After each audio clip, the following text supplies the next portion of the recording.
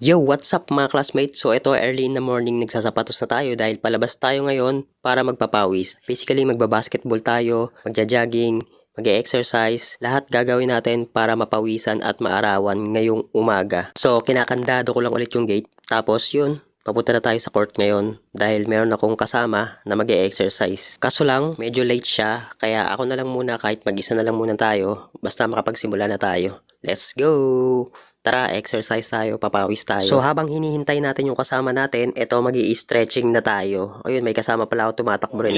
Psst, Pogi! Sige na.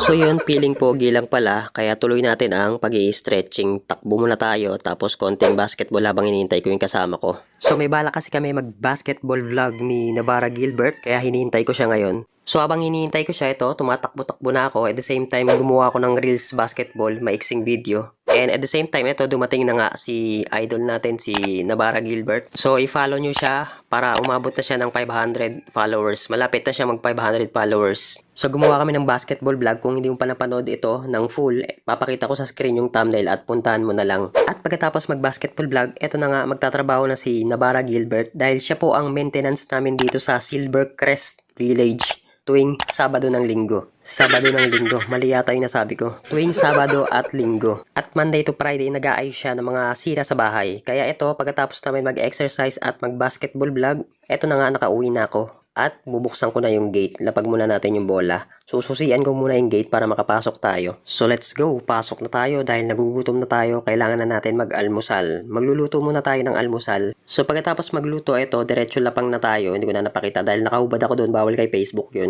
At kinagabihan, nagluto ako ng french fries dahil nagpaluto ng french fries yung pamangkin ko. Pagkatapos nito, nagpagupit ako ng buhok. Pumunta ako dito sa barbershop malapit sa amin para magpagupit dahil ang haba-haba na ng buhok. At pagdating ko ng bahay, ito, trip ko maglinis ng aquarium dahil marumi na yung aquarium namin. Medyo maitim na yung tubig. Kaya kailangan na natin palitan. So tara, samahan muna ako maglinis ng aquarium. Papakita ko sa iyo yung tamang proseso ng paglinis ng aquarium. Step by step. So una, tanggalin mo muna yung mga equipment, yung oxygen at yung mga bato. At yun na nga yung bato, ilagay mo sa balde. So kailangan mo lang naman simutin muna yung mga bato dyan sa loob ng aquarium bago mo kunin yung isda. So ito na nga, inuunti-unti na natin ubusin yung mga bato dito sa loob ng aquarium. At napansin ko maraming mga goma dito or yung tali sa buhok. Malamang sa malamang, yung mga pamangkin ko ang naglagay nun, yung mga bulilit kong pamangkin. At dahil nasimut na natin yung mga bato, ito na nga, iniisa-isa ko na yung isda. Ito, makikita mo yung isda, kulay puti, ay pink pala. So dinadahan-dahan ko lang para hindi sila mahilo masyado. Bale, 4 lang tong isda na to, kaya mabilis lang to.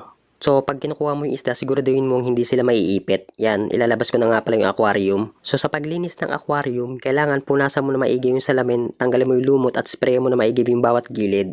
At pagkatapos natin linisan, ito na nga binalik na natin, nagwalis muna tayo, tsaka natin lalagyan ng tubig. So, habang nilalagyan natin ng tubig yan, punta na tayo sa labas ngayon. Titirahin na natin yung mga bato. Bago natin linisin yung bato, bawasan muna natin ng tubig at kunin na natin yung isda. At ilagay na natin sa aquarium dahil meron ng tubig doon. So inuna ko muna tong isa, mamaya na yung tatlo. So dahil malakas yung tubig sa hose, mabilis na nagkaroon ng tubig yung aquarium, kaya pwede na natin ilapag yung isda. Ito, dahan-dahan lang natin ilalapag para hindi masyado masaktan or mahilo. Ha, tumalon na siya ng kusa. Ayan na siya, oh, medyo nahilo yata. Hehe, sorry. At ngayon naman kunin na natin yung natitirang tatlo. Ito, nauna na yung isa at yung dalawa naman, kinamay ko na lang. Ayun, oh, parang sardinas lang, oh, kinamay na. So dalawa pa lang tong nalalagay natin dito sa tabo, oh. Ayun, oh, kitang-kita naman, di ba? Dalawa. Oh, peace, yo. At kunin na natin yung pangatlo para kumpleto na. Medyo tumatalon-talon pa, parang nangangagat. Ayun, nalagay na natin, kumpleto na at ilagay na natin sa aquarium. So sabi ng mga isda na to, thank you daw sa akin kasi nilinis ko daw yung aquarium nila. First time daw nila mararanasan na malinis yung tubig. Once a year lang daw kasi maglinis ng aquarium. Joke lang.